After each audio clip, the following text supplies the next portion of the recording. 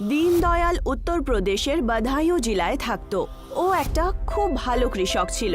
ওর কাছে 30 বিঘার জমিও ছিল, যার মধ্যে গম, চাল, মক্কা আর অনেক ধরনের সবজি হতো। দীনদয়ালের বাড়িতে তার স্ত্রী, 2টো বাচ্চা আর বয়স্ক বাবা ছিলেন। বাচ্চারা, বৌমা কোথায় আছো? বাহানজিপুর হাওলার বালাজির প্রসাদ নিয়ে এসেছি তো হরিদাসের বাড়ি থেকে। এই নাও, তুমিও কোনো মানসিক করে নাও আর খেয়ে নাও।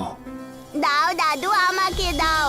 হে হনুমান ভগবান, আমার ক্লাসের মনিটর ঋষিকা এইবার যেন ফেল হয়ে যায়।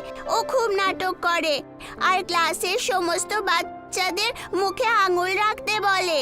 হে হনুমান ভগবান, ইংলিশওয়ালি নিধি ম্যাডামের যেন স্কুলের চাকরি ছেড়ে যায়। উনি অনেক বেশি হোমওয়ার্ক দেন। আমার ভিডিও গেম খেলার জন্য সময়ই নেই। নেহা, রাহুল, এইভাবে অন্যদের খারাপ চাওয়ার জন্য প্রার্থনা করো না।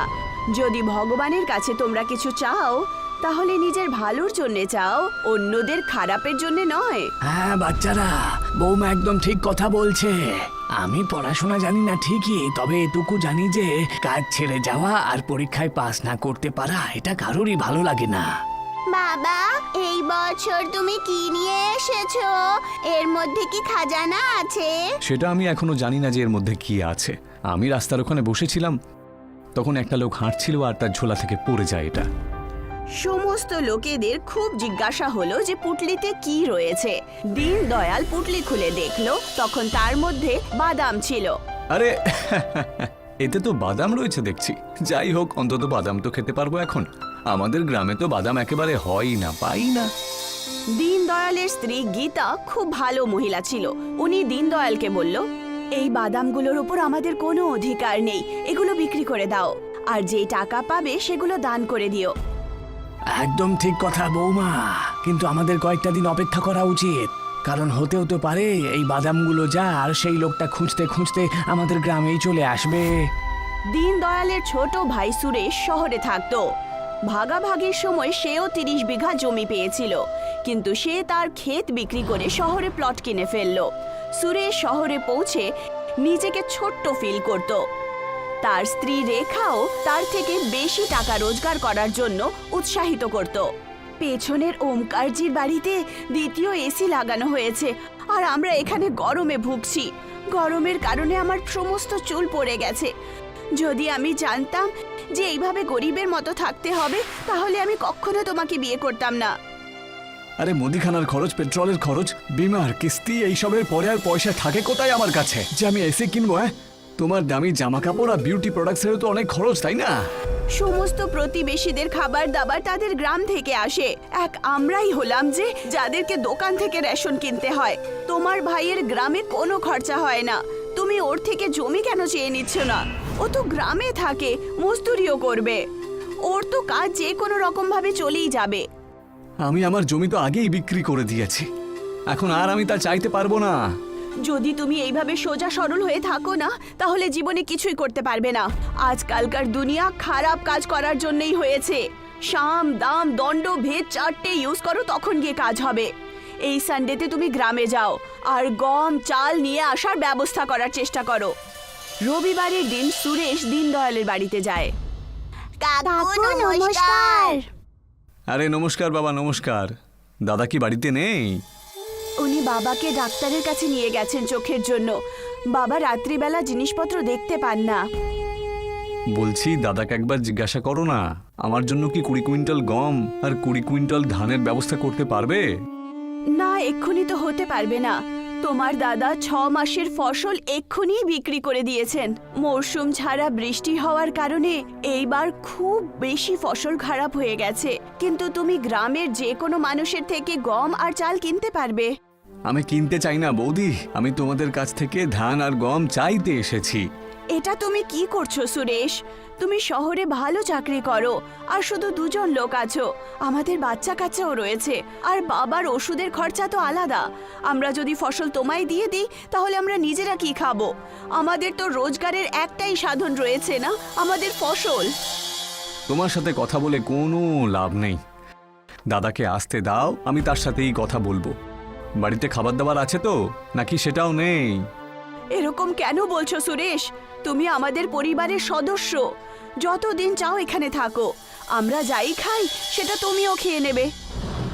দীনদয়ালের বাড়িতে আসার পর সুরেশ দীনদয়ালের সাথে কথা বলে, কিন্তু দীনদয়ালও সুরেশকে সেই জবাবই দিল যেটা গীতা দিয়েছিল। তোমাদের কাছে আশা করাটাই ভুল হয়েছে আমার। এখন আমি চললাম, আর আমি কোনোদিনও আসবো না। রাগ করো না গো সুরেশ, আমাদের অবস্থাটা বোঝো।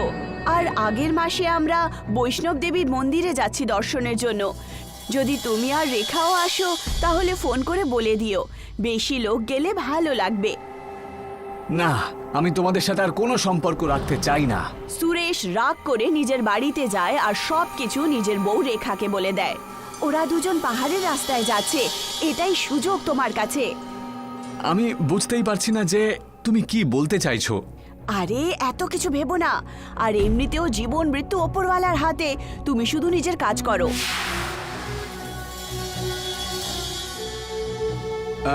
বৌদি, আমি সেদিনকে একটু বেশি উল্টোপাল্টা বলে দিই। তোমাদের সাথে সম্পর্ক আমি কখনো ভাঙতে পারবো না, আমাকে ক্ষমা করে দাও। কোনো ব্যাপার না সুরেশ, ছোটরা তো ভুলভাল করেই ফেলে, বড়দের কাজ হলো ওদেরকে ক্ষমা করে দেওয়া। বৌদি, তোমরা বৈষ্ণব দেবী কবে আর কোন গাড়িতে যাচ্ছ? আমরা 17 তারিখ মোটর সাইকেলেই যাব। বাচ্চা আর বাবা বাড়িতেই থাকবে, কারণ বাচ্চাদের এক্সামস আছে সামনে। ঠিক আছে, যখন তোমরা ফিরবে তখন আমায় বলে দিও, আমি প্রসাদ নিতে চলে আসবো। কিছুদিন পর যখন গীতা আর দীনদয়াল মোটর সাইকেলে বৈষ্ণব দেবীর জন্য রওনা হলো, তখন ওরা পাহাড়ে পৌঁছায়। তখন একটা জিপ তাদের পিছু নেয়। জিপ দীনদয়ালের মোটরকে ধাক্কা মেরে দেয় আর মোটর সাইকেল গর্তে পড়ে যায়।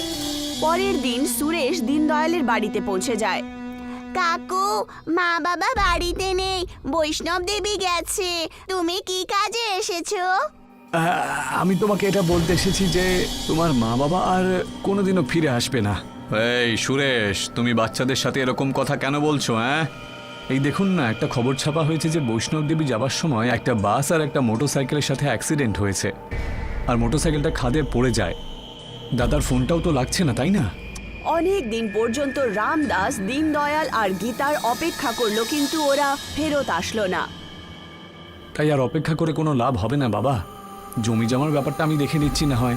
এই বাচ্চা দুটোকেও তো মানুষ করতে হবে। ঠিক আছে বাবা, তুমি তাহলে তাই করো।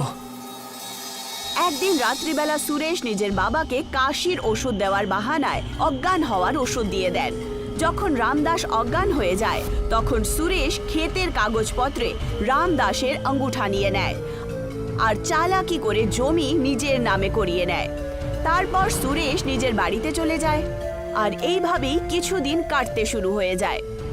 একদিন নেহা আর রাহুল নিজের ক্ষেতে খেলা করতে যায়, তখন একজন লোক ওদেরকে তাড়িয়ে দেয়। এই, তোমরা দুজন আমার জমিতে কি করছো? যাও এখান থেকে, যাও। এই ক্ষেতটা আমাদের। এটা তোমাদের ছিল, তোমার কাকা আমাকে এটা বিক্রি করে দিয়েছে। নেহা আর রাহুল বাড়িতে গিয়ে নিজের দাদুকে সবকিছু বলে। রামদাস গ্রামের একটা লোকের ফোন নিয়ে সুরেশকে ফোন করে দেয়। ফোন সুরেশের বউ রেখা তুলে নেয়। আচ্ছা বৌমা, সুরেশ কোথায়? ও কি জমিটা বিক্রি করে দিয়েছে? হ্যাঁ, ক্ষেত বিক্রি করে দেওয়া হয়েছে। আর এখন ফোন করে বারবার বিরক্ত করবেন না। দুজন বাচ্চা কিছু বছরেই বড় হয়ে যাবে আর নিজের নিজের রোজগারের পয়সা কামিয়ে নেবে। আমরা নিজেদের বাড়িও চেঞ্জ করেছি, সেই জন্য বাড়িতেও আসবেন না। বেচারা বুড়ো রামদাস চিন্তায় পড়ে যায় যে দুজন বাচ্চাকে কিভাবে বড় করবে। মনে হচ্ছে এখন আমাকেই কাজ করতে হবে, না হলে না খেয়ে মরতে হবে যে আমাদের। বয়স্ক লোক কিছুই বুঝতে পারে না যে কি কাজ করবে। সে সেই বাদামের পুটলিটা তুলে নেয় যেটা দীনদয়াল অনেক দিন আগে পেয়েছিল, আর সেই বাদাম নিয়ে গিয়ে শহরের দিকে বেরিয়ে পড়ে। বাদামওয়ালা, বাদামওয়ালা, টাটকা বাদাম নিয়ে নাও, টাটকা বাদাম নিয়ে নাও। এই যে দাদা, বাদাম কত করে কিলো? বাদাম মাত্র এই 100 টাকা মতন কিলো। লোকটা বাদাম খেয়ে দেখলো, বাদাম একদম দানাদার ছিল। সে পুটলিতে থাকা সমস্ত বাদাম কিনে নিল আর রামদাসকে 1000 টাকা দিয়ে দিল। 300 টাকা রেখে দেবো আর 700 টাকার বাদাম আবার কিনবো। এইভাবেই আমার রোজগার হতে থাকবে। বাড়ি ফেরার সময় অন্ধকার হয়ে যায়। রামদাস রাত্রিবেলা কম দেখতে পেত। রাস্তায় হাঁটার সময় সে ধাক্কা খায় আর সে রাস্তায় পড়ে যায়। একজন লোক রামদাসকে তুলতে আসে, তখন সে চুরি করে রামদাসের পকেট থেকে সমস্ত টাকা চুরি করে নেয়। আরে আরে আরে, সাবধানে সাবধানে বাবা, সাবধানে, পড়ে যাবেন। ধন্যবাদ ধন্যবাদ বাচ্চা। আসলে রাত্রেবেলা আমি অতটা ভালো দেখতে পাই না, সেই জন্যই আমি পড়ে গেলাম। কিছুক্ষণ হাঁটার পর রামদাস নিজের পকেটে হাত দেয়। আরে আরে, আমার পয়সাগুলো কোথায় গেল? এখন তো খরচ করার মতন পয়সাও নেই। বাচ্চাগুলোকে এবার না খেয়েই মরতে হবে। তক্ষুনি একজন ফকির ওখানে আসে। কি হলো ভাই, কাঁদছো কেন? রামদাস ফকিরকে সমস্ত কথা বলে দেয়। ফকির নিজের ঝোলা থেকে একটা ছোট্ট ঝোলা বার করে রামদাসকে দিয়ে দেয় আর বলে, এই থলেতে কয়েকটা বীজ রয়েছে, বীজগুলো পুঁতে দিও। এই বীজ থেকে সোনার বাদাম হবে। কিন্তু আমার কাছে যে কোনো জমি নেই।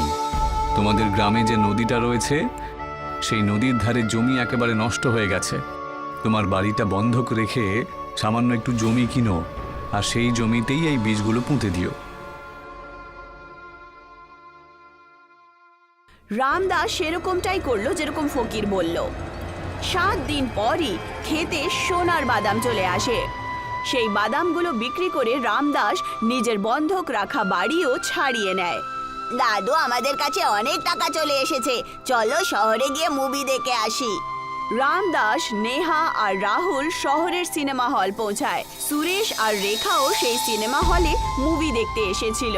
তোমাদের কাছে এত টাকা কোত্থেকে এলো যে তোমরা এখানে শহরে ফিল্ম দেখতে এসেছো? কাকু চালাকি করে আমাদের ক্ষেত ছিনিয়ে নিয়েছে, কিন্তু আমরা এমন একটা ক্ষেত পেয়ে গেছি যার মধ্যে সোনার বাদাম হয়, আর তোমরা আমাদের থেকে অনেক গরিব। মুভি দেখার পর যখন রামদাস, স্নেহা আর রাহুল বাড়িতে ফেরে, তখন তারা দীনদয়াল আর গীতাকে দরজায় দেখতে পায়। ঈশ্বরের অশেষ কৃপা যে তোমরা এখনো বেঁচে রয়েছ। আমি তো তোমাদের ফিরে আসার আশা ছেড়েই দিয়েছিলাম। আমরা খাদে পড়ে যাই, কিন্তু একজন পাহাড়ের কৃষক আমাদেরকে রক্ষা করে। তবে সুস্থ হতে আমাদের সময় লেগে যায়। রামদাস সুরেশের সমস্ত চালাকি দীনদয়াল আর গীতাকে বলে দেয়, আর ওদেরকে সোনার বাদামের ব্যাপারেও বলে দেয়। ঈশ্বর এক হাত দিয়ে নিয়ে নেন, তখন দ্বিতীয় হাত দিয়ে দিয়েও দেন। সুরেশের কাছ থেকে ক্ষেতের টাকা ফেরত নেওয়ার একমাত্র উপায় রয়েছে। গীতা জানতো যে সুরেশ সোনার বাদামের লোভে খারাপ ক্ষেত কেনার জন্যও রাজি হবে। ওরা পুটলিতে থাকা সমস্ত বীজ পুঁতে দেয় আর তার সোনার বাদাম তৈরি করে দেয়, আর সমস্ত টাকা ব্যাংকে জমা করে দেয়। কিছুদিন পর সুরেশ গ্রামে আসে আর গীতাকে বলে, বৌদি, বৌদি, আমাকে ক্ষমা করে দাও। আমি তোমাদের জমি বিক্রি করে দিই। তোমরা সোনার বাদাম বিক্রি করে নিশ্চয়ই অনেক বড়লোক হয়ে গেছো। এখন সোনার বাদামের জমিটা তুমি আমাকে দিয়ে দাও না। আমি তোমাদের জমিটা 15 লক্ষই বিক্রি করেছিলাম। আমি 15 লক্ষ দেবার জন্য তৈরি আছি এখন। ঠিক আছে। সুরেশ 15 লাখ টাকা দিয়ে খারাপ ক্ষেত কিনে নেয়। ওর মনে হলো যে ক্ষেতে কোনো জাদু আছে, যখন জাদু তো ফকির দ্বারা দেওয়া বাদামের বীজে ছিল। সুরেশ বাদামের বীজ কিনে ওই শুকনো জমিতে পুঁতে দেয়, কিন্তু ওখানে কিছুই হলো না। সুরেশ রাগের চোটে গীতার কাছে পৌঁছায়। বৌদি, জমিতে তো ফসলই হচ্ছে না দেখছি। তাহলে আমরা কি করব? হয়তো তুমি বেঈমান, সেই জন্য তোমার ভাগ্য সাথ দিচ্ছে না। তাহলে আমার 15 লক্ষ ফেরত দিয়ে দাও। তুমি যেই পয়সা দিয়েছিলে সেগুলো তো আমরা খরচাও করে ফেলেছি, সেই জন্য আমাদের কাছে টাকা ফেরত নেওয়ার চেষ্টাও করো না। আর এমনিতেও সেই টাকাটা আমাদেরই ছিল। বেশি বিরক্ত করলে আমাদের কাছে পুলিশের কাছে যেতে হবে, কারণ আমরা জানি যে আমাদেরকে গর্তে ফেলার পেছনে তোমারই হাত ছিল, আর বাবাকে বেহোশ করে তুমি ক্ষেত নিজের নামে করিয়েছিলে। সত্যি শোনার পর সুরেশ ঘাবড়িয়ে যায়, আর তারপর ফেরত গ্রাম কখনো আসে না।